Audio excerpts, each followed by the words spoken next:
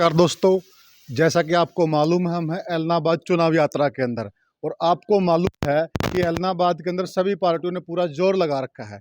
उसी जोर के तहत इनेलो पार्टी से अभय सिंह चौटाला जी चुनाव लड़ रहे हैं और उनकी कैंपेनिंग कर रहे हैं एक ऐसे चेहरे जो हिसार के का नाम आता था तो सबसे पहले भाई साहब का चेहरा हमारे आंखों के सामने आ जाता था। एक ऐसा चेहरा जिन्होंने अपने पद के साथ न्याय किया अपने काम से। आइए हम जानते हैं कि उनका क्या कहना है एलनाबाद चुनाव के ऊपर। नमस्कार जी। नमस्कार। क्या बढ़िया लोहान साहब, आप सुनाइए। ठीक बढ़िया। आप लंबे समय से यहाँ जमे हुए हो और क्या देख रहे हो कि भाई साहब कितनी लीड लेंगे, क्या नजरिया है आपका चुनाव के ऊपर? आप भी सारे गांव से होते हुए यहाँ पहुँचे होंगे, माहौल भी देखा होगा आपने। आप तो स्वतंत्र पत्रकार के रूप में और ज़्यादा बढ़िया तरीके से आकलन कर सकते हो परिस्थितियों का। जहाँ तक हमारा अपना नज़रिया है, पिछले एक विरासत थी चौधरी देवीलाल की और उस विरासत को ओम प्रकाश चौटाला ने संभाला। जब ओम प्रकाश चौटाला जी जेल में चले गए, अजय सिंह जी जेल में चले गए, उसके बाद परिवार टूट गया और उस टूटन की वजह से एक विरासत का हिस्सा खिसक गया। क्या दोबारा इस चुनाव के बाद वो आपको आता हुआ दिखाई दे रहा है? वो तो पूरे हरियाणा प्रदेश को और भारतवर्ष को आता हुआ दिखाई दे रहा है। 25 सितंबर की रैली में आपने देखा होगा कि किस तरह लाखों की संख्या में लोग इंडियन नेशनल लोकदल को सपोर्ट करने के लिए वहाँ पहुँचे। और आप चुनाव में भी देख रहे होंगे, पूरे हरियाणा प्रदेश से जो पुराने इनेलो से जुड़े हुए लोग थे, संगठन से जुड़े हुए लोग थे, वो सारे एक एक गांव में, एक एक गली में, एक एक वोटर से संपर्क करके अभय सिंह जी को जिताने का काम कर रहे हैं।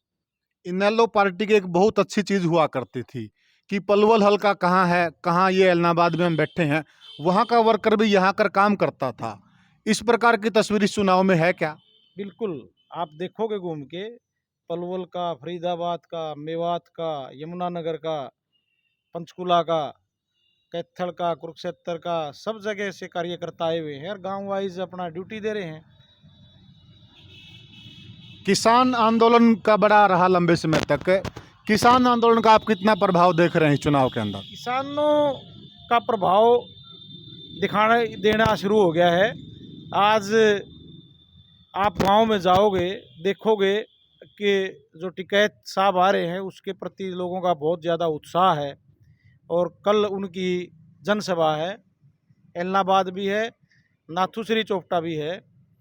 मैं उम्मीद करता हूं कि इसके बाद और ज़्यादा माहौल किसानों के पक्ष में बढ़ेगा। जितना किसानों के पक्ष में माहौल बढ़ेगा, उतना ही मजबूत भाई अभय सिंह जुड़ा दोबारा से कुछ सुगबुगाहट हमें भी नजर आ रही है, इस पे आपका क्या विचार है?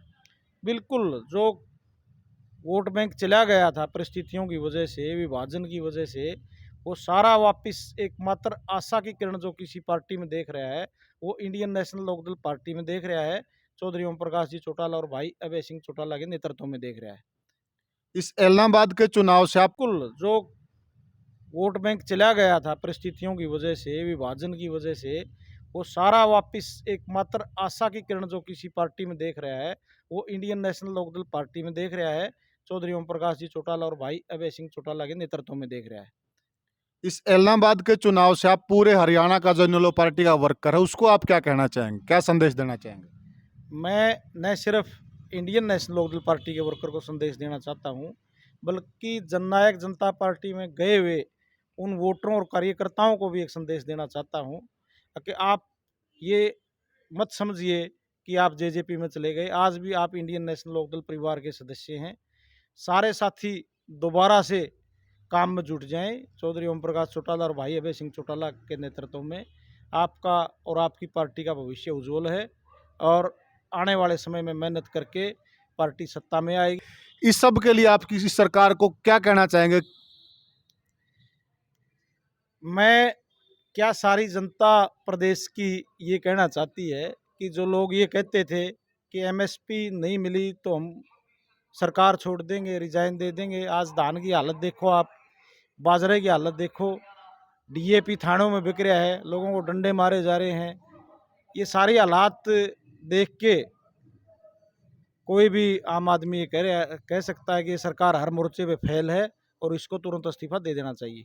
दुष्यंत जी की मुझे एक बाइट याद है, उन्होंने कहा था अगर किसान को खाद नहीं मिलेगा, अगर किसान दुखी होगा तो मैं इस्तीफा दे के किसान के बीच में आ जाऊंगा, लेकिन ऐसा होता हुआ दिखाई नहीं दे रहा। इस पे आपका क्या विचार है?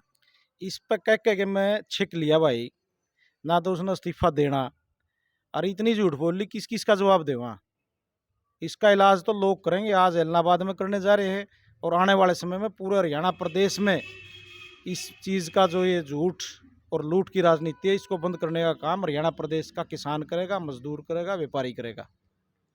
जो आज यहाँ चुनाव है और इसमें कहीं ना कहीं आप कह रहे हैं कि पूरे हरियाणा का वर्कर यहाँ आया हुआ है और इन लोग एक बहुत बड़ी फौज रही है, तो इसमें आपके हिसार की कितनी बड़ी टीम काम कर रही है? पूरा जो ये 2 नंबर जोन है, इसमें सारी रेगुलर ड्यूटीज़ कर रहे हैं हिसार के कार्यकर्ता। और आपका 1 नंबर जोन है, उसमें भी हिसार के कार्यकर्ता हैं। और भी गांव-गांव में, चाहे सोशल मीडिया का मामला है, चाहे पार्टी के प्रचार प्रसार का मामला है, हर जगह हिसार के कार्यकर्ता अग्रणी भूमिका निभाने का काम कर रहे हैं। साथियों, ये हमारे साथ थे उमेद सिंह लोहान जी, जिन्होंने लंबे समय तक हिसार की राजनीति को संभाले रखा है। जिला प्रधान लंबे समय तक ये रहे हैं और अपने पद से काम के साथ न्याय किया है। इन्होंने पूरे हरियाणा की राजनीति पे अपने नज़रिया पेश किया। ये हमारा प्रयास आपको कैसा लगा, कृपया करके हमें कमेंट बॉक्स में ज़रूर बताएं और हमारे चैनल को सब्सक्राइब करें। धन्यवाद दोस्तों।